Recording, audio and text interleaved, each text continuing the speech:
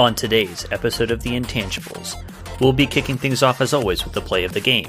At 11 minutes and 9 seconds, we'll help break down disc golf. And finally, at 1 hour, 21 minutes and 56 seconds, we have a super secret lightning round.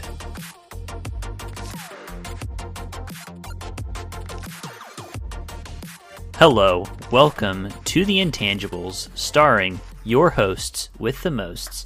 It's Kenny, and it's Matt. Hello. Matt, how you doing? Doing pretty good. I'm feeling good, feeling full, got some enchiladas in my belly, and just ready to talk. Oh yeah, that's the time I optimally want to talk, is after eating a barrel full of enchiladas. Yeah, got to prime the pump. Well, we've got a very special sort of episode for you all today. We are talking about a game that we have touched on here and there throughout the run of the Intangibles, but we're going to dive deep today. We are talking about disc golf, aka Frolf. And Matt, are you excited to talk about this topic? I'm very excited to talk about it. Are you aware in the disc golf community of the kind of disgust for the term Frolf? Have you come across this at all in any of your perusing on the internets? That's very funny because I have the exact opposite instinct. I've always called it Frolf, and I've always found people who say disc golf. I'm like, fuck off. I find it funny when I was first getting back into it in the past year or so.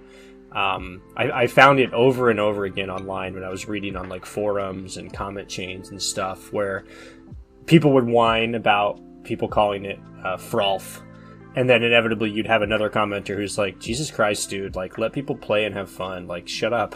No one should care what you call it. So I do think that there is a snootiness to the disc golf thing, at least from some people. I don't know, you can call it whatever you want, I don't care. Let's go throw some discs at some baskets.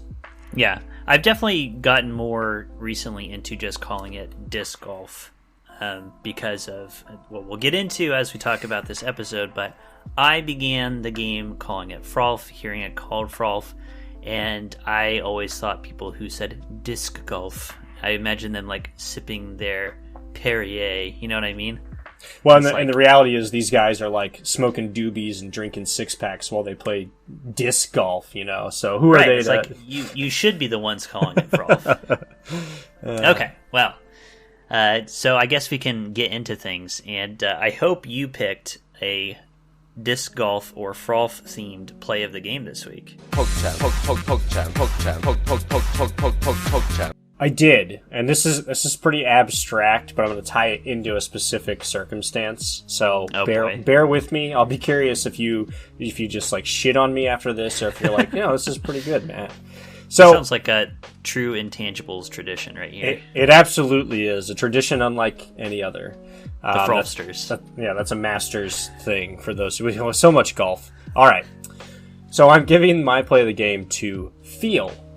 And when I say feel, what I mean by that is, have you ever been playing a game, any kind of game, but it could be, typically I would say it's an individual sport. It's something where touch and feel matters to the outcome of what you're doing. So say you're playing golf or playing disc golf, there's some times when you're throwing or when you're swinging a club where you have that just kind of feel. It's everything's in balance, things are working together, and it's just working, And my most immediate example of this is my lovely wife, Veronica, got me a practice basket for Father's Day just a couple weeks ago.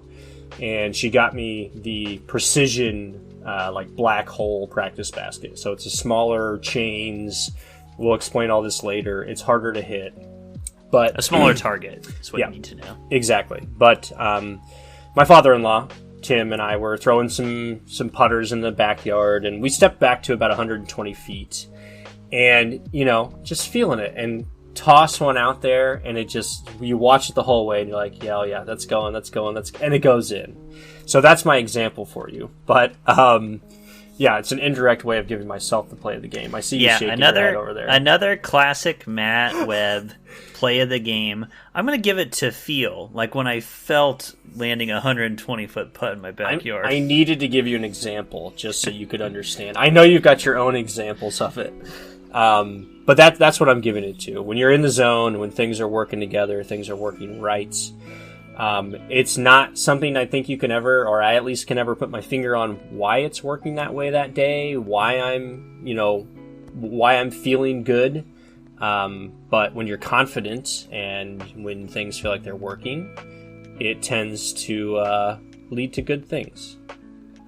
I don't want to give you any credit for this play of the game, but I do think giving credit to feel or touch is very much in the spirit of the Intangibles, because it's something that you hear a lot when it comes to, I feel like, especially specific sports, like I think golf. Target sports, darts. Yes.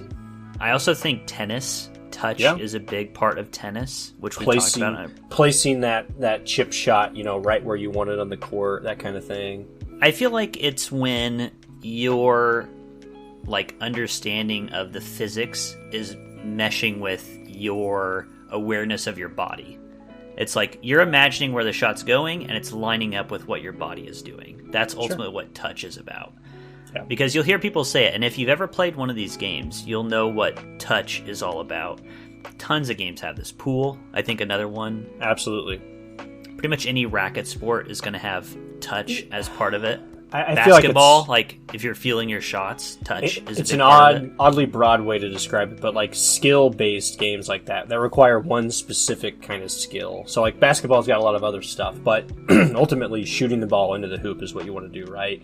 And being able to do that from anywhere on the court, that's a feel thing.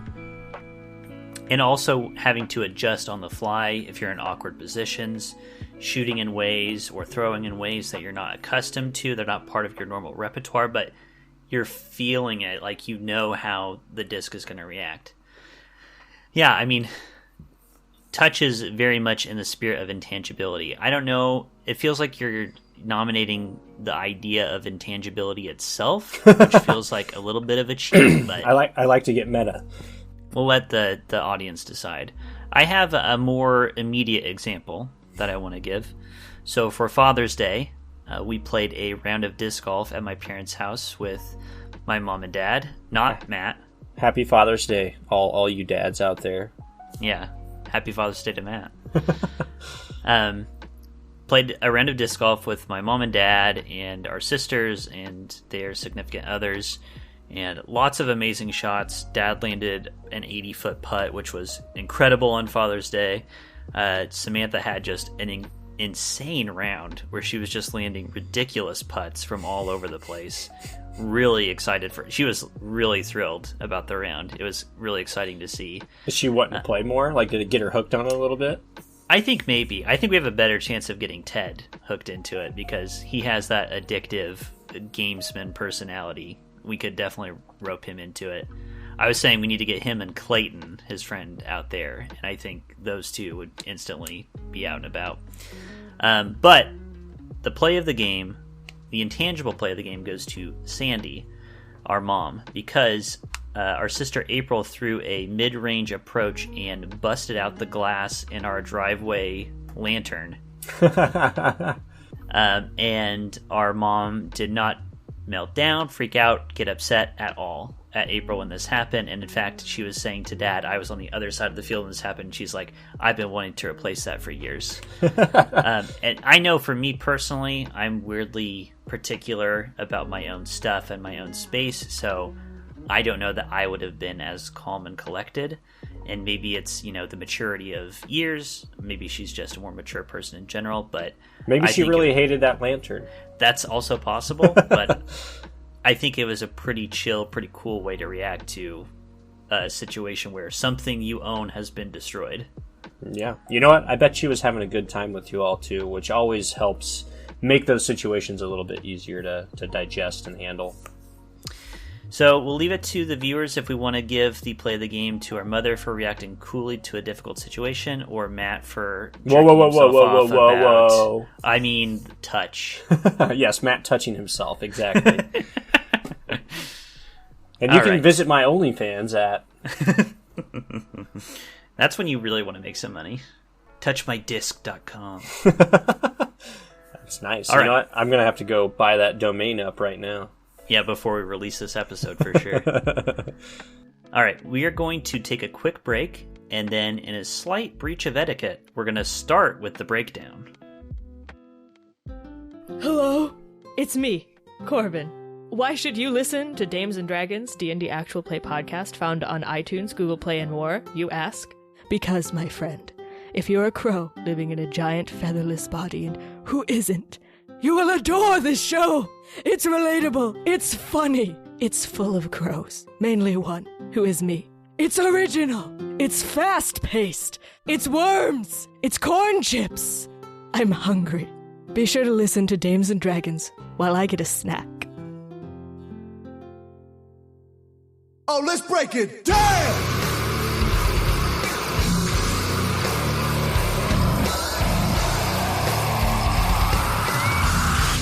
Why are you so angry?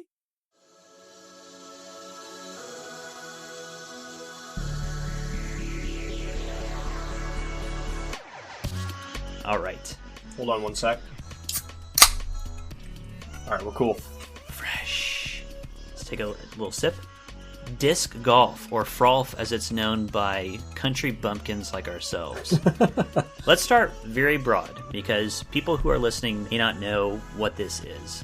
What is disc golf? How would you describe it? What's your elevator pitch for disc golf? All right, so disc golf is a game where you are using a frisbee. Let's call it a frisbee, because most people are going to know of what a frisbee is. And you're trying to get it from a specified starting point to a specified end point in as few throws as you can. The way scoring works, it's based around those throws, and basically you want to have fewer than your competitors. The person with the fewest throws is the best at playing disc golf, and so you win if you have the fewest throws. That's it on the most basic level. Yeah. If you know what golf is, it's golf, but throwing frisbees instead of hitting a tiny little ball with a club. Yep, exactly. The club is now your body, just your body. The ball is a disc, and the hole is a basket. And that's it. Everything else is the same. I guess we should describe what the basket is. That's probably the weirdest part for someone who's never played before. And I love the basket. The guy who came up with it, like, he started it. Originally, it was like throwing discs at a pole, throwing discs at a stationary thing. But, like, looking at those patents of the very first one with the chains is just super cool to see that visualized, and it really hasn't changed much since it came up. It's like seeing the original Iron Man drawings. Yeah, exactly. And it really has not changed very much at all since, I think that was the 60s that came about. And what that looks like is it is a pole with a ring at the top, chains hanging down and collecting down into a metal cage or basket. You're trying to land in the basket. You can throw into the chains, it slows down your disc and falls into the basket. So you're really aiming for the chains. If you just Google disc golf, you are going to see images of this iconic basket to every disc golf course that you will go to nowadays. Yep. To varying qualities. Very much so. Yeah, I mean, that's the basics of the game, really. And then I thought we could jump into what's our history playing the game. I'm trying to think. I think the first time that I played with you, I don't remember if it was with Pat from GSI or if it was just that same time frame. I definitely did play with you two once. Yeah. But I think it was that summer that you and I worked together at GSI that I picked it up, in the very first place. And I think you'd been playing for a little bit prior to that. Yes, I started playing in college, and then during my engineering internship, I made friends with a coworker. You eventually also took up an internship at this place, and we three periodically played disc golf. I got you into it and him into it. And you and I played a bunch. We did. Basically, like multiple times a week, making the trip to a great disc golf course and then eating the customary Taco Bell afterwards. I had enchiladas tonight, but I could go get some Taco Bell now that you talk about it. Of course. Funnily enough, I think the first time I ever played disc golf was in junior high. Coach Ulm had us play frisbee golf out in the big property around our junior high, and he had hula hoops set up and tee locations marked with flags, and you were trying to land inside the hula hoop, which is a pretty smart way of doing it if you don't have access to, like, that's a cheap way to play disc golf if you don't have baskets. So, and I was reading up a little bit on the history today in preparation, and apparently before the target was standardized, that was a fairly common way to do it, was to have rings of some kind on the ground that is your ultimate target. So, I mean, he very well could have just drawn from whatever, books he's got laying around that talk about that, and that's what he did. Or just heard about somebody playing that at some park and was like, well, we got frisbees, we got hula hoops. Well, that was going to be my question for you. Did he have just plain old little frisbees to throw around for that, or did he have like more of the equipment you see now? Regular frisbees. Okay. Is definitely what we were throwing. But yeah, actually that's a good segue into my next thing I wanted to talk about. If you have something else, we can bounce back and forth. But for someone who's never heard of it, is mildly interested, how would you tell somebody to get into the game of disc golf? Oof. I mean, I think in this day and age, I would start by suggesting some sort of YouTube channel or YouTube rabbit hole for them to start with. To just watch the game a little bit, and because I feel like if you really don't know much about it and you're really just getting your feet wet into it, like watching people play and understanding the game a little bit better is probably beneficial. See, that's funny because I think I disagree with that one. Okay. Because I remember watching golf before I played golf and not caring at all about what I was watching. Well, maybe that's a little bit of an exaggeration, but I know what you mean by that, though. Yeah, I didn't appreciate watching golf until I started actually playing golf and like starting to get better at it, basically. And I think that will be the case with playing disc golf for the first time. A big advantage I think disc golf has over traditional golf is that not everybody, in fact, very few people have had a go at hitting a tiny little ball with a long club and trying to hit this tiny target hundreds of yards away, but everybody's thrown a frisbee. So everybody has the basic mechanics, more or less. So my recommendation is rope up a bunch of your friends who also have not played, get whatever discs you can, doesn't matter the quality, doesn't matter what they are, go to your local disc golf course and just throw them around and see how you like it. And I think you can just literally Google disc golf course near me, and you will probably find something. I have a friend of mine who I was talking about disc golf, and she has never heard of it, never played it. She lives in Philadelphia, and she's like, I wonder if there are any disc golf courses near me. And I was like, there's hundreds, I'm sure. Like, I live in the boonies currently. I live near where we grew up, very near, in fact. And there are 4 or 5 disc golf courses reasonably close in the middle of nowhere. So chances are, it's a growing sport. Chances are there's a disc golf course some reasonable distance away from you.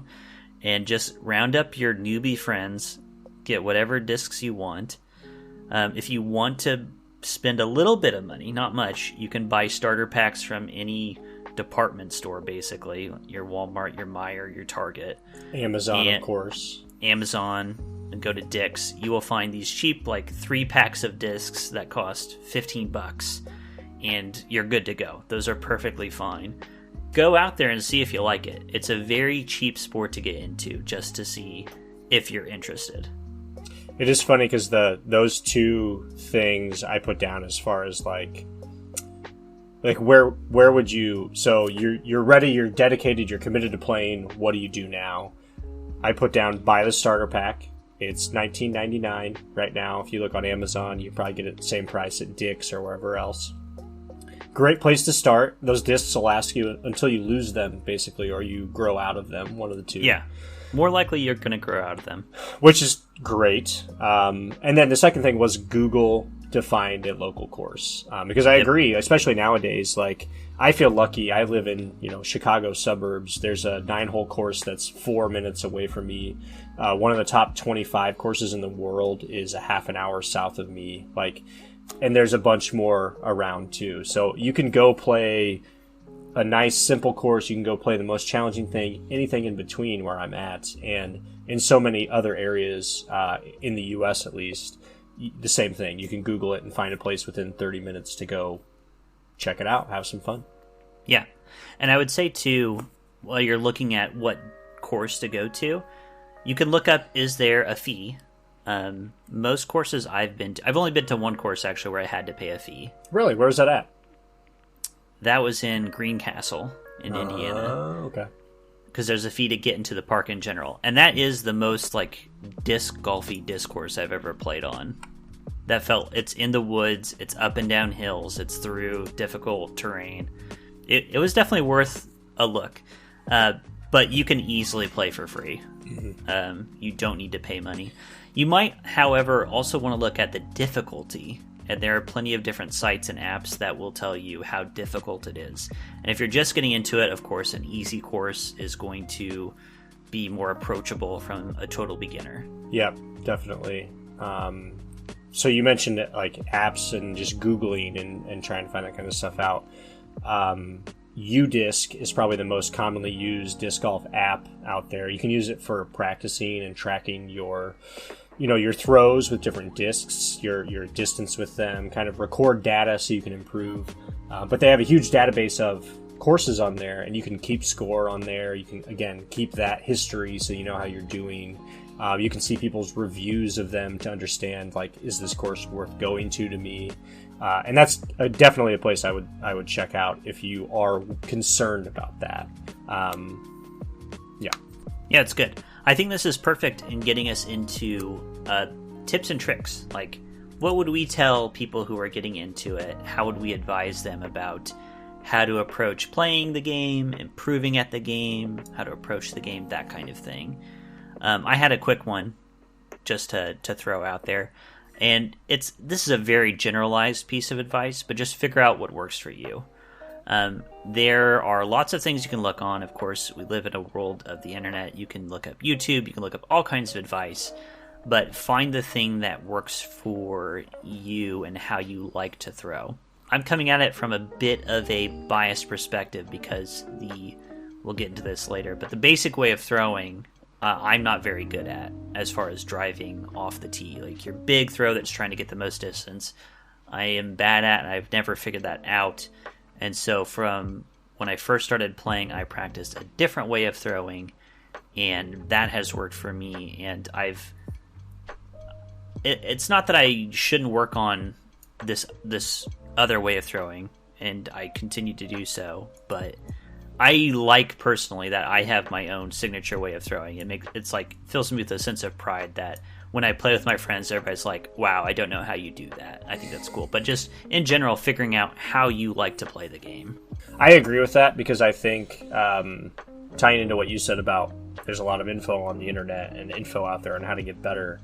At a certain point, you might just be fighting against your own natural tendencies. And, sure, if you're trying to be the best in the world and you have that competitive nature and edge, you might want to go down the path of reforming your technique and all that stuff. But if you're just your average Joe who wants to enjoy themselves, then you shouldn't necessarily fight against that, right? Play into your strengths, figure out what works for you, and use that to your advantage. What is your shot shape that you feel good about, you have that touch with? Once you understand that, you can start to just play into that as much as you can. I would even say, because you're saying for your average Joe, we're going to talk about professional disc golf later. There are lots of pro players who have very unorthodox shots from lots of different distances, and they do exactly this thing. They have found the shot that works for them. Yeah, at the end of the day, it comes down to practice, basically, right? If you practice whatever your shot is a lot, and you can do it reliably, that's really all that matters. Yep, truthfully. What about you? Do you have a tip or trick? I do. My very first tip is, because I definitely had this thought, this idea when I first started, and part of it was a misunderstanding of what the numbers on discs mean, but don't throw a high-speed disc if you're just starting out. It's not going to really teach you anything, and you're not ready for it, probably. We can talk about disc numbers, flight numbers, and their full ratings later, but like essentially a speed rating means you have to get a disc spinning at a certain kind of angular velocity to get it to fly the path that the manufacturer says it will. And so a high-speed disc, if you don't have a lot of power, if you're not putting a lot of spin on it, it's not going to fly the way that it should. And a lot of times that means it's going to, it's just going to have a very basic and specific flight path. It's not necessarily going to get a lot of distance.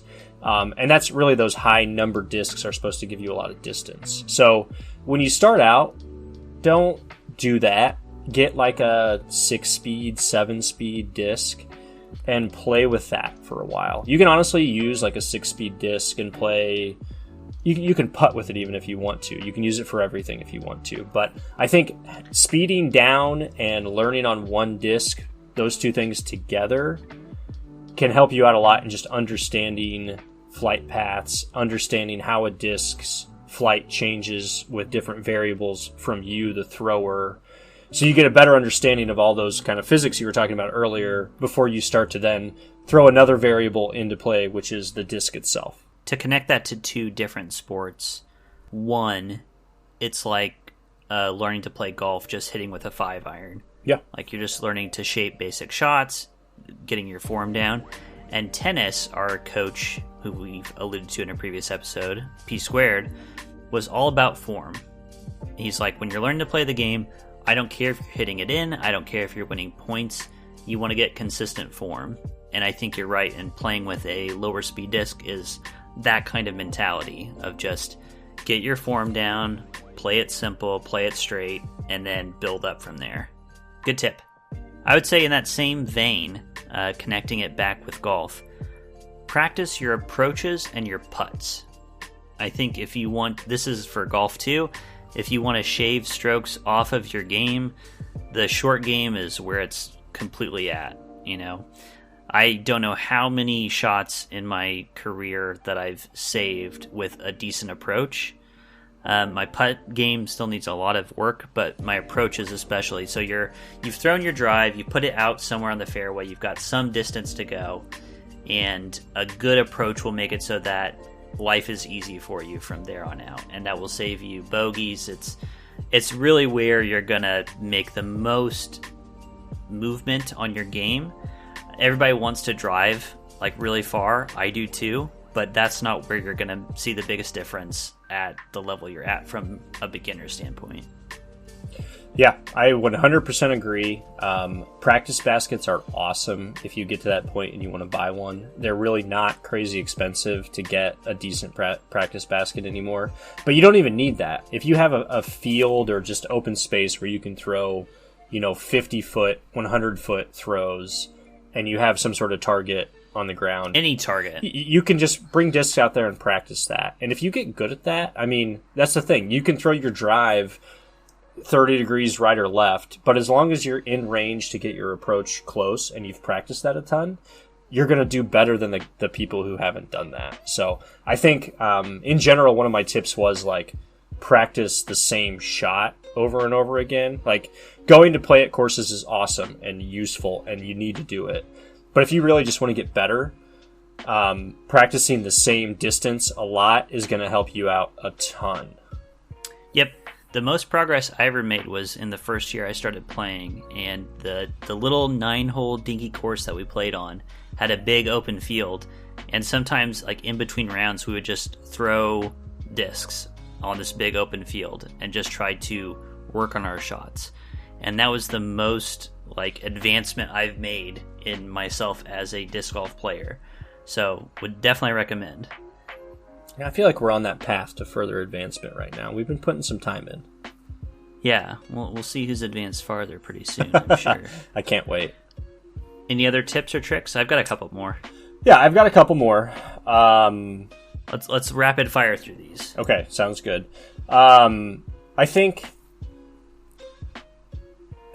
this kind of ties in with the last one, but if you're playing on courses and you have multiple discs and you have the time and there's not people around you, you can throw multiple discs while you're playing. So it gives you that chance to throw those same shots over and over again, shape them differently, kind of see how those work.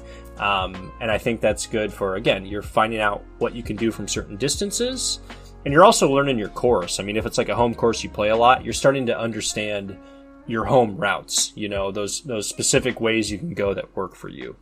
Yeah, definitely. That's going to be my big advantage next time that we play. I think this is getting into a little bit on, you were talking about disc speed, those numbers, which we'll talk about later. Mm-hmm. This is also a general disc choice advice.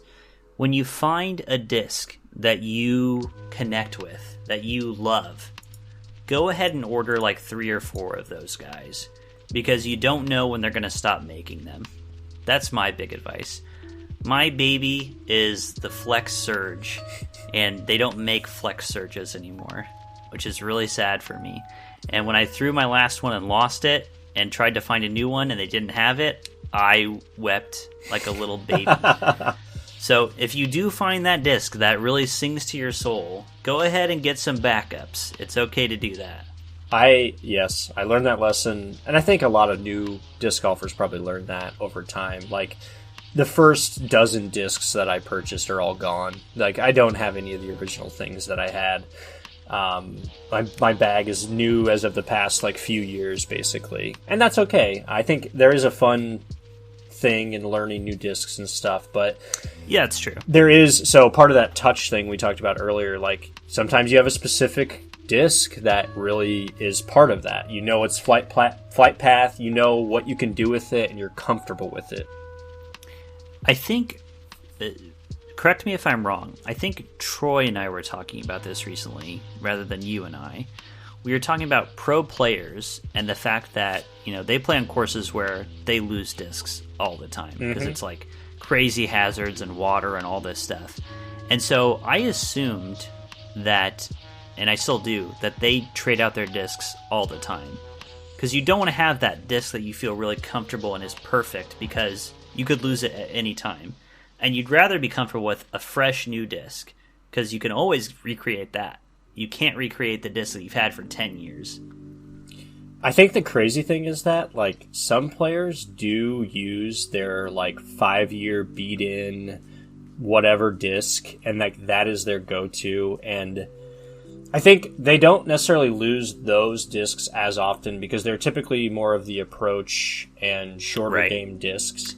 They lose, I get that. Yeah, they lose drivers a lot more, I would say, and I think they cycle through drivers a lot more. Yeah, but I was going to say, you said that you've lost all your original discs. I have one disc, which I hope never to lose, which is my Star Coyote, which I got from a friend of mine who got me into the game my freshman year of college in 2006. Still has his name written on it, and it still is, like, looks basically new. It does. It has it's beautiful. No marks on it. Yeah. And I love that disc so much. If That's I that lost it, star plastic, baby. I would weep like a child if I ever lost that. I don't know how I could, because I would never, like, it's just my approach disc, like you said. So, well, we're gonna have to go play a course with an approach over water, just so and we I can won't challenge. use it. I'll whip out my mosquito or whatever. What is this old ass wolf I have in my bag? Yeah, great. Exactly. I had another tip to follow up that one. As far as, like, improving your shots early on, to me, the best thing to work on when you're throwing those discs over and over again is leveling out your throw. I think that's the earliest thing that you learn when you're playing disc golf is you have a big tilty throw. We'll get into the terminology later. That's just going to cut to the side and hit the ground really quickly. And the way that you want to advance your throw style is getting that very level, flat shot that's going to carry for a long way. And that's all about the angle that you release it at, basically. Yep. Yeah, I mean, both your both your side angle and your nose angle, right? I mean, I think that the typical person, if you give them a Frisbee the first time you throw it, it's going to be a big hyzer. It's going to be angled way up in the air. So it's going to go up and fade way left if you're a right-hand thrower. Like, that's just what it's going to do. And I think that's one of the cool things about the sport to me, is that you can take that single disc and you can release it at a perfectly flat angle, and then you can do your variations of your side angles and your nose angles and get just totally different flight paths, totally different characteristics out of the same thing. And I find that like very, very just fun and interesting to me. I don't know if it's like from an engineering like perspective that it's cool. It's like you're basically putting a wing into the air and you're giving it different characteristics depending on how you're releasing it and the speed and momentum you're giving it. And the spin. Yeah. I think that is a good tip. I think it's very tough. Like, it's hard to diagnose your own throw, right? Like, it's the same thing as like a golf swing. It's very hard to sit there and analyze what's going wrong with that kind of high speed motion. And it takes a lot of work, but that will definitely get you on the right path if you can start to control that. When you can start to control that, you can start to control where your shots end up, and that's a big part of the game. Definitely. Now, I'm glad you brought up hyzer, because there's a lot of terminology that goes into disc golf. So what I'd like to do is very quickly, I'm going to run down some terminology. I want to hear the Matt Webb definition of these different terms, if you're down for that. I'm ready. All right. Can you tell me about the difference between backhand and forehand? I sure can. I'll give it to you from a right-hand person's perspective, but a backhand is like your traditional Frisbee throw, right? You're going to have it in your right hand, you're kind of going to reach back around your body and pull it forward and release it. So that's, again, your traditional disc throw. A forehand, on the other hand, you're going to hold the disc a little bit differently, and you're going to turn your body to the right instead. Again, this is from a right-hand person's perspective. And you're going to kind of flick your arm forward with that. You're going to throw it from your right side versus around and across to your left side. And the important thing here is that these discs take totally different paths through the air. So if you're a right-hand person in a backhand, it will start off to the right and then fade off to the left in a big arc. And then forehand is the opposite. It'll start out to the left and fade off to the right. Yep, because effectively you're putting the opposite spin on the disc, and it's going to do the same thing, but in an opposite direction. Right. Okay, so similarly, can you tell me about what hyzer and anhyzer means? I sure can. All right, so we've talked about the flatness, the levelness of a throw. So let's pretend we're doing a right-hand backhand. Normal throw. Where you're bringing it across your body like that. A hyzer angle, so imagine if you're bringing it across your body perfectly level. A hyzer angle actually dips your arm down. So you're bringing the disc so it's angled down pointing towards the ground when you release, essentially. So you release a steeper angle. Yes, yeah, and again, you're holding it with your palm up, let's say, and it's pointing, the top of that disc, the flat portion, is pointing down towards the ground. You're going to release it. That's part of what gives it that flight of a right to left finish. So the more hyzer you release it, the more it's going to tilt on that throw, the more it's going to cut across. Yep, and we'll get into this more later, but it depends on the disc's characteristics itself too. Anhyzer release is kind of the opposite. So instead of pointing it down, you're actually pointing it more up. This is a very unnatural thing for a lot of people to do, but you're essentially releasing it so that, again, the opposite end of that disc is pointing up into the air. And so if you throw the exact same disc like that, typically it's going to start out like that, and it's going to do this kind of S-shaped curvature to it. So no matter what angle you release it, if you throw a backhand, it still wants to go to the left. Yeah, eventually, if it flies its full path, it wants to correct back and start fading off to the left. But if you start it at that higher angle, it will go the opposite direction for a while and then curve the other way. And that's actually a good way to get a lot of distance because it's out in the air for a longer period of time as it switches directions. Yep, exactly. So, along the same lines, can you describe stable, understable, and overstable? Yes. All right. So a stable disc. If you have a perfectly flat release with a perfectly stable disc, it's going to go straight. Again, we're talking backhand. Which doesn't really exist. There's no perfectly stable disc. And again, we're talking all backhand, right hand, backhand. Right. But this is an ideal scenario. So the most stable discs you get, which basically means... No, I don't want to get into that. Yeah, basically. Putters. There are other longer distance discs that do this, but they'll typically have a turn and a fade that balance out, if that makes sense. So they're going to move, but the way they move tries to get them back to center, which is a little funky. A perfectly stable disc should just go straight and stop. Like an arrow. Yes, basically. It doesn't really exist, but if you can speed up a disc enough that's perfectly stable, it will generally go straight. Overstable means that it always wants to fight out to the left. So you throw it on a hyzer release, fights out to the left. You throw it flat, fights out to the left. You throw it anhyzer, fights out to the left. So it wants to take that natural path no matter what you do. It does. There's a disc called the Tilt, speaking of the word tilt, that is a hilariously overstable disc. I watched just like some decent disc golf players, but not professionals, on YouTube recently who did a tilt-only round. These guys were throwing it on such a heavy anhyzer, and it fought out of it so hard it just nosedives eventually. So that's what a really stable disc, or a really overstable disc, looks like. It will, no matter what you do to it, it's coming back that way. Whereas understable is the opposite. Understable has a tendency to flip up. They have a tendency to turn to your right. If it's really, really understable, it's never going to come back. It's just going to keep turning to your right. If it's a little understable, it'll turn to your right for a while and eventually flatten out, maybe come back left a little bit. But if you imagine as a right-hand, backhand thrower, just the field straight in front of you, stable disc's going to land in front of you, overstable's going to land to your left, understable is going to land to your right for the exact same release. Very good. Very well defined. This one, I mean, it's kind of in the name, but I think it deserves a little bit of description. What is a roller? Oh.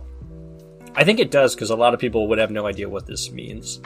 A roller is a specific shot that utilizes literally the edge of the disc rolling down the fairway. So you'll see this in pro play a lot, especially for long distance holes where they've got a lot of just ground room to go. You can do it with a backhand or a forehand, but let's just pretend you're doing it with a backhand. You're going to release it on a really severe anhyzer angle, and so it's going to... That unnatural throw. Yep, and it's going to nosedive, basically, but you put a bunch of spin on it when you did that, and it's going to take off rolling ahead. Now, depending on how much spin and power you put on it, it might peel off to your right, it might peel off to your left, it might keep going straight. It's something you got to practice if that's a kind of shot you want to play. But the intent, those are some of the longest distance shots in the game on the professional level, because they can control that and they understand how the fairway is shaped, and they'll plop one out there that'll just go 800 feet. Yeah, I think the time it's used most often are in pro games where it's like 1,000 feet to the hole and a wide open fairway. It's like, just let it roll down there, basically. Yep. Okay, what is a spike? Ooh, a spike. You typically would see this in a hyzer form. So like a backhand spike hyzer, for instance, would be a severe hyzer release shot. So you're basically taking it and you're kind of throwing it up into the sky, and you're trying to take this really steep trajectory where it's going to come down and land and basically just kind of stop where it's at. It's gonna explode on the ground. Basically, it's gonna crash into the ground and it'll bounce a little bit, but it's not gonna go rolling or skipping away. It's gonna stay within that 5 to 10 feet area. You'll see pros again use this in shots where it's like you don't have a good path to get into it, but you can get up and over easily enough. So I'm just gonna throw it up here and I'm gonna hope it kind of crashes down through the branches. It should end up in a puttable position for me. Here's a good vocab term for the newbies. What does mando mean? Ooh, mando or mandatory. Mandatory is a specific kind of gate or path you have to follow. So sometimes it'll be like there's a tree in front of you that has an arrow pointing to the right and it says Mando on it. That means you have to go around the right side of that tree. Sometimes there's actual gates where it's a Mando that you have to go within this, these two poles and the kind of ceiling that's above it. Really all it means is you have to go through or around these specific obstacles, and if you don't, you take a penalty. Yep. I will say, for people who are new to the game, you are free to ignore Mandos, as we did for a long time. And I think in general, if you're new to the game, don't worry about out of bounds. Don't worry about, if you're in a spot where you can't see the basket, move your disc over. Throw it out. Yeah, don't pressure yourself. You're not playing for the world championship. That was one of my tips that I didn't say earlier was, go have fun. It's supposed to be a fun time. It's just like the video games we talked about. If you're not enjoying yourself, then I don't know why you're doing it. Just, do what you got to do to have a good time. Yep, agree. This is a pretty new one for me. What does Circle 1, Circle 2 mean? So I looked up the distances on this because I wasn't sure what they were. Circle 1 and Circle 2 are kind of like the putting green in golf. It's a term for being puttable, basically, on a disc golf course. Circle 1 is 10... Where you might reasonably hope to make a shot if you're in into the basket. Right. If you're in Circle 1 and you're a pro, you should make it pretty much every time. It's 10 meters, which is a lot. Let's be honest. It's huge. I mean, I can't make a 10-meter putt 100% of the time. No way. So not even close. 33 feet? 20 meters is Circle 2, and they make Circle 2 some of the guys on some days make 90% of their Circle 2 putts, which is... crazy. Yeah, it's insane. But that's what that is. Circle 1 and Circle 2 are kind of the designations in disc golf for the putting green. Doesn't matter for new players. No. This is totally a pro scene thing. And you will not, when you play at your local course, there's not going to be circles marked. You're not going to know when you're in the circle. It's just a term for, if you're watching broadcast or if pros are playing to kind of say, I was this close to the basket. Yep. Here's a good one that I'm not sure I even now know the difference between. What is a flex shot and what is an S shot? Oh, see, I don't know if I know the difference between these either. A flex shot, I know, is... So we talked about overstable discs earlier, right? A flex shot is typically an overstable disc that is thrown anhyzer with the intent to flex out of that and come back to your target. So... whether that's a forehand or a backhand, you're throwing it on the opposite angle and forcing it to turn back over and come back around to the basket. An S shot, I think, is generally the same, but longer distance, perhaps. I'm not 100% sure. It does take the same flight path, essentially. You're still throwing it on an anhyzer. It's going to come back around. It has a similar shot shape. So, yeah, I'm not really sure what the actual difference between the two is. I think these are interchangeable. I think I've heard casters talking about the sport, and they just say flex or S, and it's the same thing. To throw another one in there, so hyzer flip is a totally different shot, and is typically a long-distance shot where you throw a really understable disc. So imagine you're throwing right-hand, backhand. You throw a really understable disc on a hyzer. So it's going to flip the other way. Exactly. It's so understable that it actually flips up and does turn off to your right first before fading back. So it still has that same shot shape, but you're releasing it on a hyzer instead of an anhyzer. So when I look these two up, I think one of these is called a flex that you just described, and one is an S. But I've heard them describe. It's just it looks like an S. Mm-hmm. It curves one way and then the other. Yep, that's the shot. Mm-hmm. Last one I have for you: a jump putt. Ooh, a jump putt. So one of the things that I'm not well enough versed on, because I have not looked through the whole rule book, but there are regulations on when you can jump putt and when you have to stop jump putting. But a jump putt is essentially, I mean, you're going to be standing there with your disc and you're literally going to kind of jump forward while you're throwing the disc at the basket. It's usually for long range putts, we'll call them. They're, mid-range shots for us. But you're literally kind of putting your body weight and momentum into the shot, trying to jump forward with the disc to give it the power it needs. An interesting thing about this is the rule is you have to release the disc before your feet leave the ground from the mark.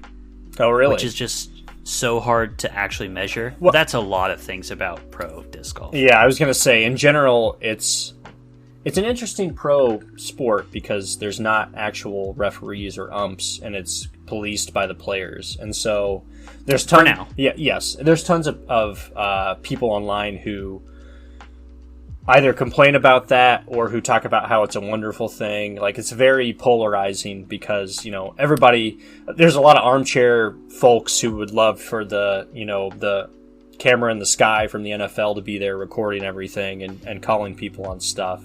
But that's just not how it works. And I don't know that would be better for the game either, Yeah. Agreed. We'll get into that maybe when we talk about pro disc golf. That's all my terminology stuff, unless you have other terms that you want to dive into. I think the only other terms that I wanna hit. So we talked about flight numbers very briefly, and I'd like to just go through those really quick, unless you've got another spot for that. I do. We're going to talk about gear and accessories, and I wanted to talk about discs. How do you choose them? The numbers. So maybe we'll save that. All right, we'll save that. All right, I got 3 things for you. These are quick, rapid fire. 1. All right. What does parked mean? Parked means that you are within the bullseye. You're within like 5 feet of the basket. It's an easy throw into the hole. Exactly. Parked is like, I just threw this shot. It just ran up to the disc. I'm going to make my putt. Like, it's there. I'm parked. It's in the parking spot. I am parked. It's a great thing. If somebody says you're parked, high five them or just, whatever. Move on. And then the other things, we're going to get into professional talk at some point, but you might see MPO and FPO put out there as part of the designations around these professional sports. And so MPO is mixed professional correct. Open? Yep. And then F is female professional open? Correct, yeah. So the 2 main divisions are mixed professional and female professional. Females are allowed to play in the mixed professional open, but there is a specific separate group because I think it makes a lot of sense, honestly. I mean, the way they've got the courses set up and stuff, it gives them an opportunity to compete amongst themselves. And I mean, there obviously are advantages with distance, I think, purely. Like, that's the only thing. If they had to play from the same tees all together, you would just never see one of the ladies out there. So that's why there's the 2 divisions. I also, to be honest, I think there's another reason to have the distinction, which is this happens in esports too. It's just so toxic to be a woman or femme presenting in one of these sports. Yeah. And so it actually is useful, because when I started getting into watching pro play, I was like, there's no reason a woman couldn't be in these leagues. And I think I actually complained about that. And you pointed out, actually, women can compete. It's totally legal for them to compete. But I get why they wouldn't want to. Mm-hmm. Like, even just reading the comments in the FBO, I'm disgusted a lot of the times. So I get why they wouldn't want to be part of that. And there is some outside of like tournament events footage and events and things. The one that comes to mind, there's a skins match that had Paige Pierce and I can't remember who else was in it. Paige Pierce and I think a few of the different professional men who were competing for money, playing the same course together, and she can, keep up with them. She can play with them. She can't get the absolute distance off the tee, but that's literally the only difference. When it comes to the touch shots and putting and everything, she was making money off these guys. So, of course, I think there is that kind of stuff out there, which is great. I hope there's more of it. And yeah, I do too. It is unfortunate that that's kind of like how people are. But I'm happy to see that like some of the, the important people, the popular people in the disc golf community are trying to be above that, right? Right. I just started watching, I'm just getting into watching pro disc golf, and again, talk about it later. Just started watching some FPO as well, and I forget the name of the woman, but she throws forehand primarily, and I'm a forehand guy, and she has the most ridiculous shaped shots I've ever seen. It's just the woman who kind of starts it with kind of low and kind of flips it up. Yeah. And she throws like crazy Anheuser forehands that do, like, I dream of throwing these shots. I gotta figure out who it is. Yeah, no, I know exactly who you're talking about. Yeah, it's fun to watch their tournament. I mean, that's so when I was getting into the pro scene in general, I watched a bunch of the MPO initially, and then started diving through the FPO as well. And yeah, I mean, there's been some crazy, just dominant forces out there in their field too. What is her name? She like came back as a rookie recently because she like was in the game so long ago that like the PDGA wasn't a thing. I think Juliana Corver, yeah, that was her name. She's just been around forever and she's still a beast at it. It was awesome. I was dying watching this person's forehand. I was like, my God, like I wish I could do that. Was it Sarah Hokum? Hokum, yes. That's the person I remember. The shape of her forehand when she wanted it to go the other way was like, it looked unnatural. Like, it looked like it was bending the laws of physics. It was so cool. Let's see. Okay, so the next section I have for us is gear and accessories for the newbie. We've talked about discs a lot. You know much more about this than I do. I can tell you the discs I use, and that's about it. But you're a person who can tell us more about the numbers. And sure. More about specifics. So, tell us about discs. How do you choose? Great question, Kenny. Thank you. We talked about flight numbers, and speed specifically is kind of what we've referenced so far. But there's the standard system nowadays. There's 4 numbers that'll be printed on your disc, and they're in this order: speed, glide, turn, and fade. So speed we talked about. Speed basically means what is the power and spin you need to put behind that disc to get the flight characteristics out of it. Higher the speed is, the higher that power and spin is. And generally the higher that number is, if you can reach it, the better the distance? Yes, exactly. So you're never going to see a speed 12 putter. It doesn't. It's not a thing. It doesn't make sense. It doesn't exist. Generally, the speed is going to be lower for the shorter distance you're throwing. So yeah, your putters are going to be often like a 2-speed or a 3-speed. Your mid-ranges are anywhere from like a 4 to a 6-speed, let's say. You get into drivers, they could be 7 all the way up to 14 if you're a crazy animal. Yeah. And which we are not. We're definitely not. I have a speed 13 in my bag, and I cannot throw it. There's no reason for me to have it there. A speed, I have a 10 and a 12 that I can get to work right some of the time, and like that just speaks volumes, right? I should go practice more. But yeah, that's is this your shark? No, so yes, the shark is a speed 4 actually. The leopard is a speed 6, and that's what you'll get in the Innova starter pack if that's what you buy, or at least that's what I got most recently. They change it every so often, but you get an AVR putter, which I think is a speed 2. You get a shark, great putter, a shark mid range, which is a speed 4, and you get a leopard driver, which is a speed 6. And again, that's really the difference. You know, you can kind of see it in their profiles. The higher speeds are more slender. They're going to cut through the air more. They have more like a blade wing profile. Exactly. Yep. And they'll cut through the air more. They're harder to control, but they'll go farther if you can do it. That's speed. The second number is glide, and glide has to do with how the air will kind of carry your disc. So a higher glide disc is going to be more affected by the wind, and a lower glide disc is going to be less affected by the wind. So that's something to keep in mind when you're thinking about that. But in general, like a higher glide disc is going to just stay up there and kind of float longer, which can be good. I mean, it's good if you're a beginner because it gives you an opportunity to understand those flight paths more. It makes it easier to get it up in the air, but it's way more susceptible to wind. So if you go play a course and it's a windy day, you're going to have a tough time with it.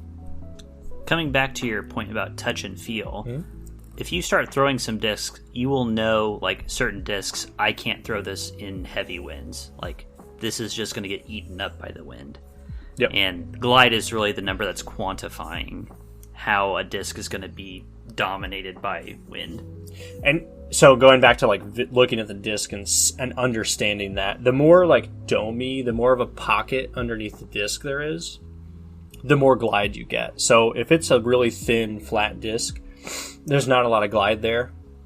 It's going to cut through the air, but it's not going to float as much. So it'll be really consistent, but you're not going to get maximum distance out of it. So that's number 2. And then I'm going to put 3 and 4 together. I'm going to talk about them both at the same time because I think it's important. So you've got turn and then you've got fade. And a lot of people will say you've got high speed turn and then low speed fade. And I think that's a good way to think of it just in terms of when it happens in your throw.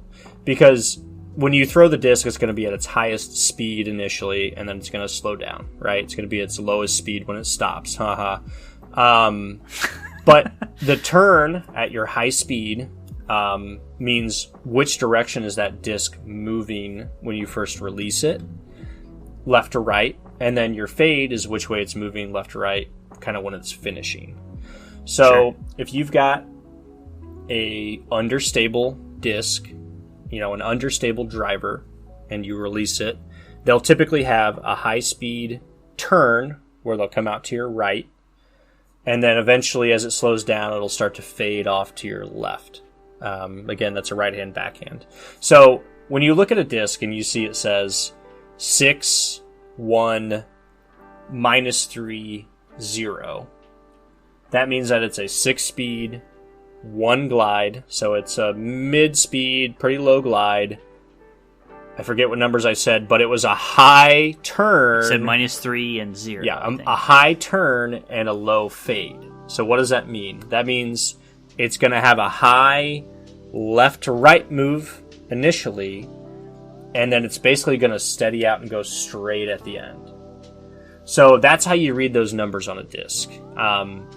The really tough part about all of that is that it's dependent on getting the disc up to speed. Well, it's dependent on a lot of stuff, but first and foremost, it's dependent on getting the disc up to speed. Which is why lower speed discs are great to start with, in my opinion, because even if you're not great at throwing, you can start to understand the flight path and the release angles and how all of that works together. It's also dependent on, and this is one of the wacky things about the sport to me, the different runs of these different plastic molds can have very different flight characteristics. And then the different plastic types they use within those molds can also have different flight characteristics.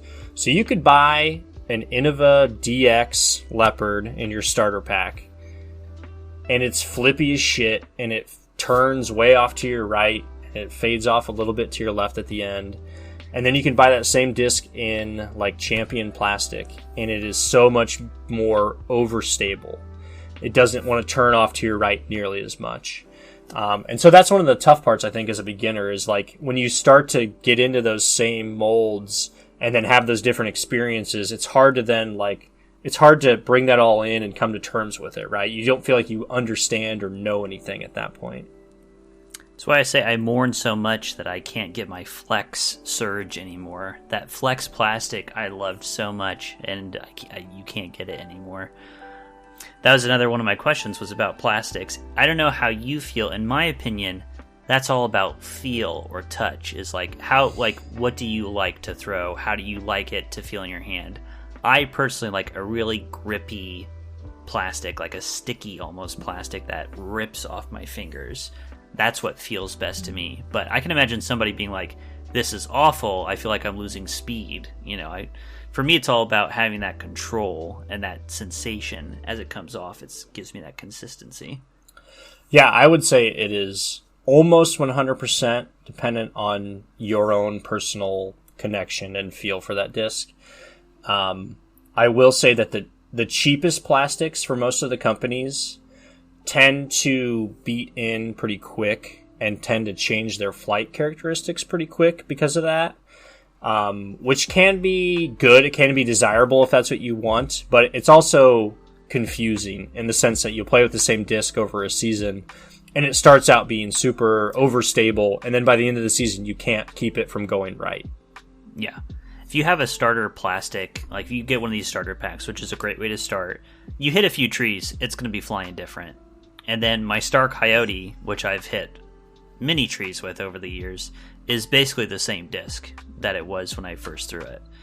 So that's probably the only exception, is that cheaper plastics will chip, they will warp, and they will fly different over time.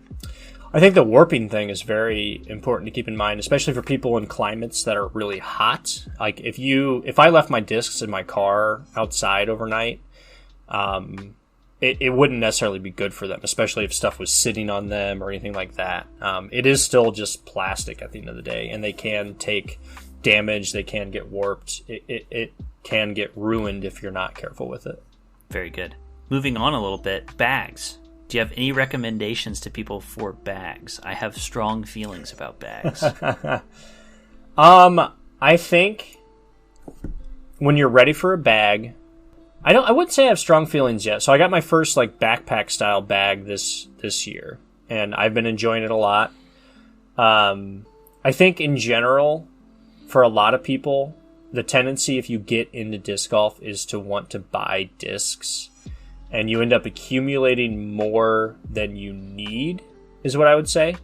So you can buy a big ass backpack, or you can buy a pull cart that's got a lot of room in it.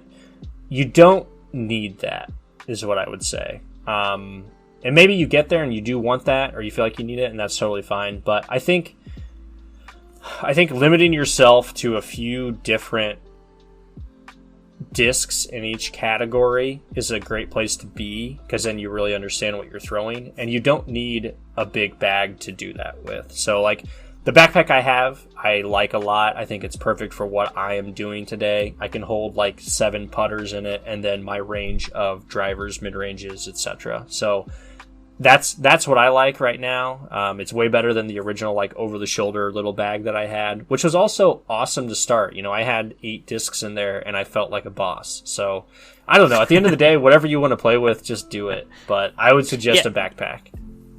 That's the ultimate advice, right? Is whatever you want to do, whatever you feel comfortable with.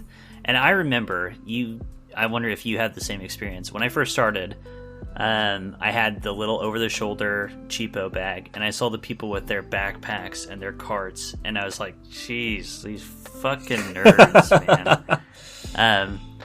I saw the guys rolling around out there with a rolly cart and smoking weed, playing disc golf, and I was like, "No way, that'll never be me." And I'm not smoking weed out there, but I now have a backpack full of discs. I like your recommendation. I think that's totally valid. If you want my recommendation, after the first few times you play it, disc golf, I think you're going to know if you're addicted or not. And if you are addicted, just go ahead, bite the bullet, and buy the backpack, because eventually you will want it. And I traded from a cheap $15 Amazon over-the-shoulder, which I discarded pretty quickly, got a decent over-the-shoulder that held like 15 discs, and then eventually was like, I need more. Especially when I want to take other people who haven't played before. Right. I want discs for them. I want lots of practice putters for myself. Eventually you will like it. And the thing I will say in the favor of the backpack as opposed to the cart, I really want a cart, but I see pros just rolling out there with a backpack, and I think that's all you really need. Yeah, it is. It truly is. For a single round of disc golf, you don't need more than that. You never will. If you're at a point where you are like losing discs and need to restock and stuff, you got a whole different list of problems, and you're not listening to our podcast and you're not talking to us. So that's totally fine. Yeah, I think that the backpack is like the top end that you could need, and it works fine. It's great. You got room for your water bottle. You can, put your wallet and keys in there. Put your doobies over there. You're good to go. Yeah. What more could you want? I have one more necessity, I think, which is a towel, a disc towel. I think if you don't have one on you, you are going to suffer, because you will play in conditions where your disc gets wet, either because it's the morning or it rained recently or whatever. It gets muddy potentially. You need to wipe it off. Yep, or they just mowed and your disc is covered with fresh cut grass, you will want to have a towel. And if you don't have one, your game is going to suffer because of it. It's not expensive, just go ahead and get a towel. Yep, yeah. I think the beauty of disc golf is that that's all the gear we really need to talk about. Like that is as far as what you need to go out and play. Exactly. And yeah, that's be perfectly happy. That's it. You need discs and maybe a bag if you got enough discs and a towel, and you can go have a good time. Like, yeah, I think that's a very cool. I love the community too is kind of like this, where I've read a lot of stories of people who, they'll go out and they'll be playing and they'll see people who are kind of interested and they're like, here, have this disc, go play the game, have fun, get into it. And that's just, It is kind of a shared experience, I feel like, for a lot of people. That's how I got into it. Like I said, my favorite disc I have in my bag was a gift from a friend who was trying to get me into the game. Yep. I think from a gear perspective, practice basket was something we've talked about off and on. If you want to get better and you're into it and you're hooked and you got $120 or $150 to spare, you can buy a practice basket. And you can, if you've got 50 feet in a yard, like you can go, or a basement. Yeah, exactly. You can do it inside, but you can get practice at that putting. You can just have that repetition that is needed to continue to get better. And I think I'm really happy I got one. I've been enjoying playing on your practice basket every time I've been home.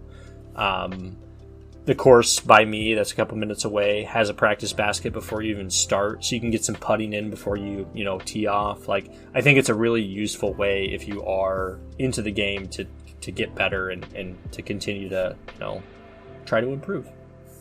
Yep, definitely. Another optional item you can get, a whale sack. So this is an item, if you just type it like whale SAC sack. Yeah, make sure you have the not safe for work tag on. You want to allow those results. It is a little cloth bag filled with clay, basically. And it's the same kind of thing that a pitcher would use. Rub clay on their hands to get better grip on the ball, especially during wet conditions. I got this also as a gift from a friend recently. I love it. It's not expensive. It's a nice little upgrade and a great gift for the disc golfer in your life. You already mentioned UDisc as an app. Yep. I personally don't have it. I've never used it, but the people who like tracking those things, everybody likes it. I used it when I was home last time. It was one morning. I think you were getting your hair cut maybe, or something else was going on. But I went out and I threw my mid ranges for a while, and I recorded my distances and like kind of got to understand how my different mid ranges that I bag flew. If you're into the stats and you're into trying to just do those kind of things, it's an awesome tool. Yep. Other than that, the only other tool I really took note of was a rangefinder, which I do not have because I do not think I am at the point in my disc golf career where that would be useful, really. Yeah, I have a rangefinder for ball golf, and I do like it in ball golf, and I understand why people would use it in disc golf. Like, I've played enough ball golf that it feels very strange to say that, but I'll keep doing it, that I know generally how far I can hit the different clubs, and so checking that yardage before I hit does help me make informed decisions. I am nowhere near that with disc golf, though. I threw my discs the other weekend, and it was a range of like 100 feet, depending on what happened. So clearly, I don't need that right now. Exactly. Like, I don't have the range where I need a rangefinder. It's like, oh, I need to throw as hard as I can. Got it. The only other thing I put down, and I think this could be good for novices or people who are a little more advanced, if you play somewhere that has water and you're going to potentially lose your disc, they make various versions of disc grabbers so you can kind of extend this pole out there and pull your disc back to you. If you don't want to lose your flex surge in the water, you might want to bag one of these just in case. That's also a thing where you might want to check out the difficulty of the course and just exactly. Like, I'm not going to throw over water, actually. Well, if you live in like the Florida Everglades and that's all you've got, maybe you got to back one along with your rifle so you can kill the alligators and the boa constrictors. Right. Okay, and I thought we could wrap up the breakdown with professional disc golf. Now, I've played disc golf for several years longer than you have, but you are the person who got me into pro disc golf. I was vaguely aware that it existed, but I did not know the level that it currently exists at. So do you want to give us a little intro into this world? Yeah, I'll do my best. Last year, I think it was last fall, when I came home and we kind of got playing and I got reintroduced and got fired up again. I went home and I just YouTubed, disc golf. And the very first channel I found was Joe Mez, and they air pre-recorded, commentated rounds of disc golf. So they've been recorded already. There's guys who are watching it, and they're commentating on it. So you're skipping all of the walking around between holes, and it's like a half hour to play 9 holes, and you're just seeing the shots and commentary. Yep, and it's the perfect way to watch it. You can get an entire round of 4 players in an hour to an hour and 20 minutes or so, and it cuts all the baloney out of it. You get to watch these pros play and just shape these crazy shots, make aces or throw-ins from everywhere. And that was where like a lot of the start of my learning the terminology came from, honestly. Like I remember looking up Heiser and Anheuser when I was getting into this last year and being like, what the fuck are these guys talking about? That's so funny to me because when I started playing, my friends were using those terms all the time and I learned them. And then when I play with you, obviously I never talked about them because I was like, it's not that important. It's unimportant. Well, and it really isn't. Like, it's technically like terms for different stuff, and if you're interested in it, it's cool. But at the end of the day, if you're just trying to learn how to throw a frisbee, it's not necessarily relevant at that point.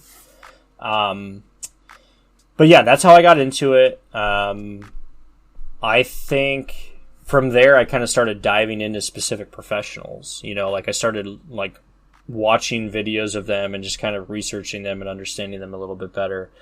The professional scene's not really that old when it comes down to it. Like, I think it stretches back into the 90s, but really when you think about it, like it hasn't really been popular until, I don't know, the past like 3-4 years, I would say. Like the pandemic actually did a lot to boost disc golf. What sports can you play?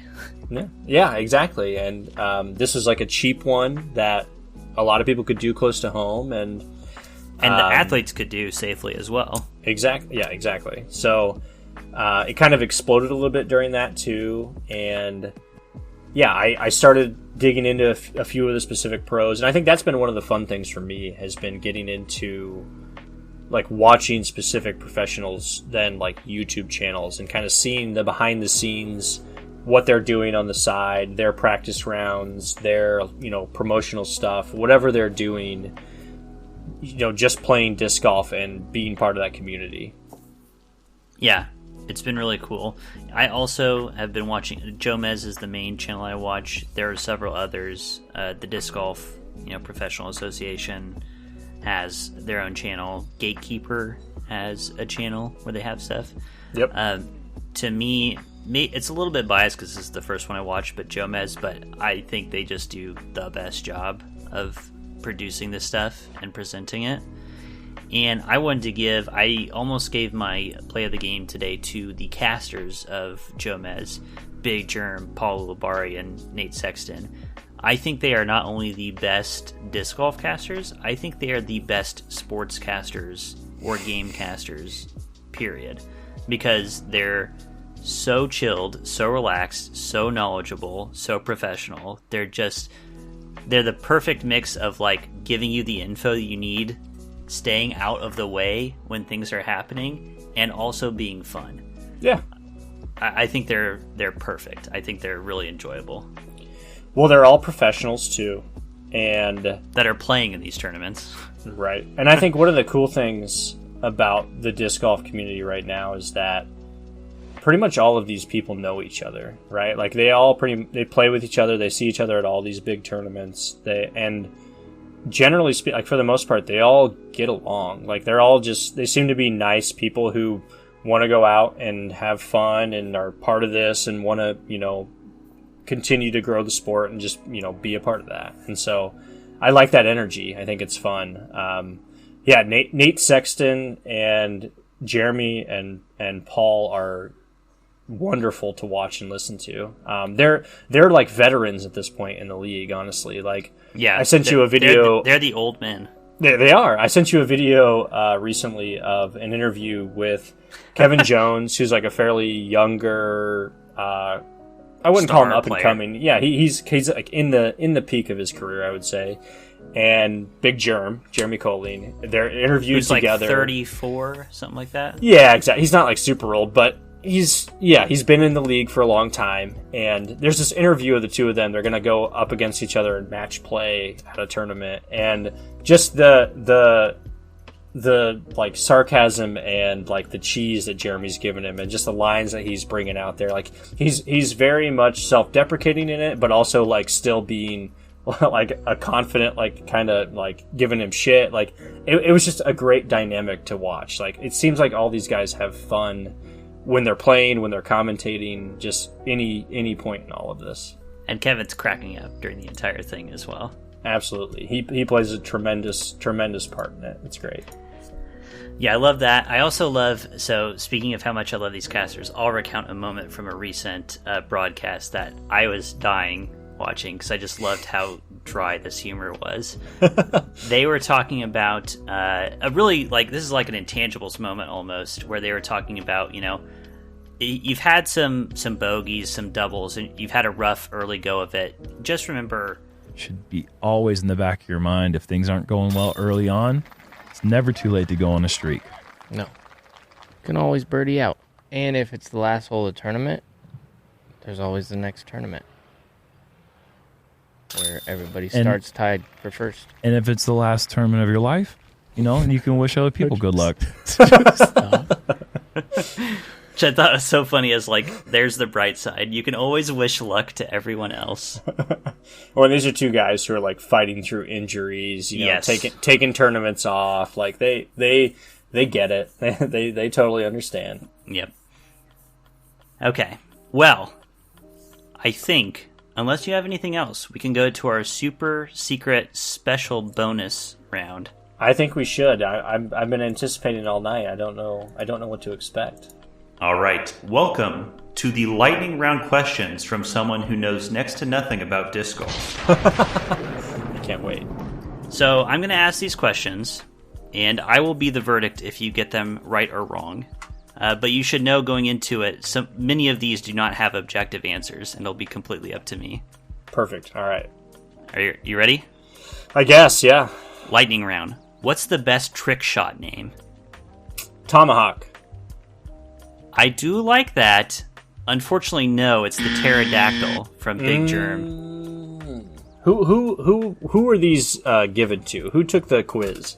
No questions will be taken from you at this point, so all right. Don't worry about that. If you could be a disc, what color would you be? Tie-dye. That is correct, oddly enough. Very good answer. I would be neon orange, just for the record. All right. Is the size of the Frisbee golf disc optimal? No. You don't think so? I'm guessing. I'm lightning round. I don't know. I'm going to say correct, because I don't think enough experimentation has been done. This disc has remained basically unchanged since the 80s, and I kind of doubt that we're done progressing. Like, think about tennis rackets. Yeah. Think about how far they've advanced over the years. Bonus question, for an extra point, Matt, who invented the original disc golf disc? Oh, everyone knows that was easy. Kevin Sleazy. No, his name was Steady Ed Hedrick. Did you look that up previously? It was part of my history I researched, yeah. That's incorrect. It's Dave Dunapace, the innovator. No, get the fuck out of here. I want He you to made check the first your facts. bevel-edged disc. What was the question again? Who invented the first modern disc golf disc? Oh, you said modern, not bevel-edged. I'm sorry, we have to go on. Next question. Why is disc spelled with a C and not a K? What's the deal with that? It's because it was originally spelled with a C, and then they chose K for hard drives and stuff like that. That's correct. That is absolutely correct. Well done. Next question. Does jumping help? No. That's correct. Absolutely. If you can't leave the ground before you throw, I don't see how jumping could help anything. Next, what's the most common disc golf injury? Ooh, probably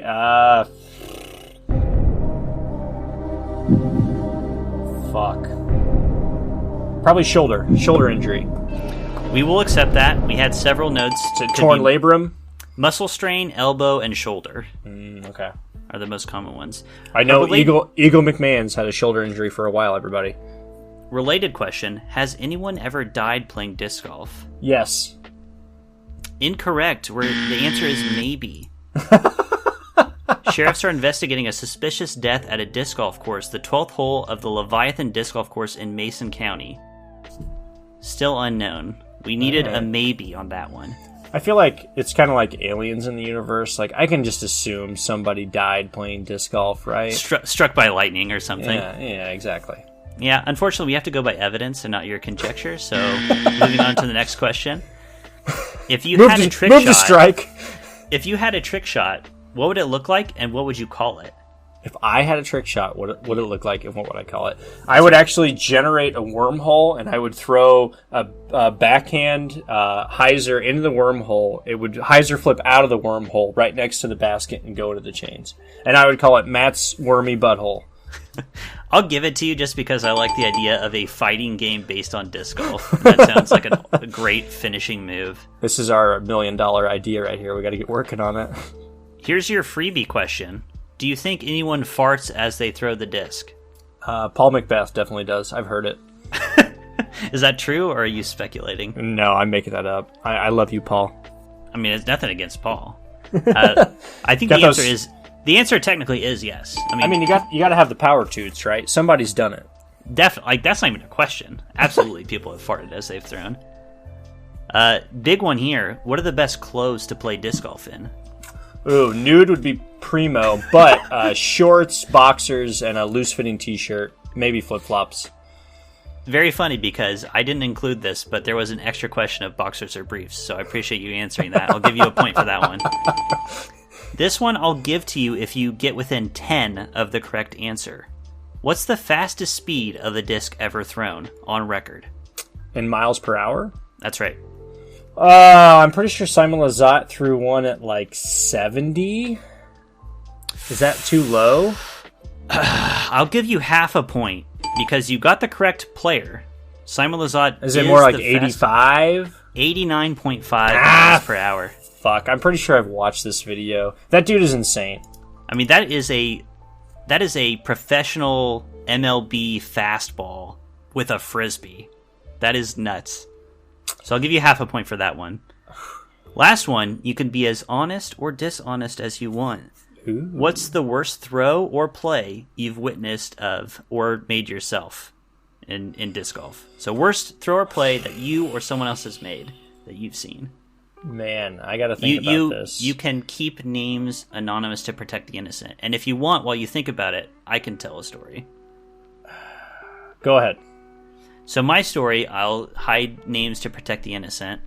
I was not there for this, but I've heard the story, and I love this story. I had some friends and their spouses, partners, significant others going out to play disc golf. Not the first time, but some of them were into it, some were less into it.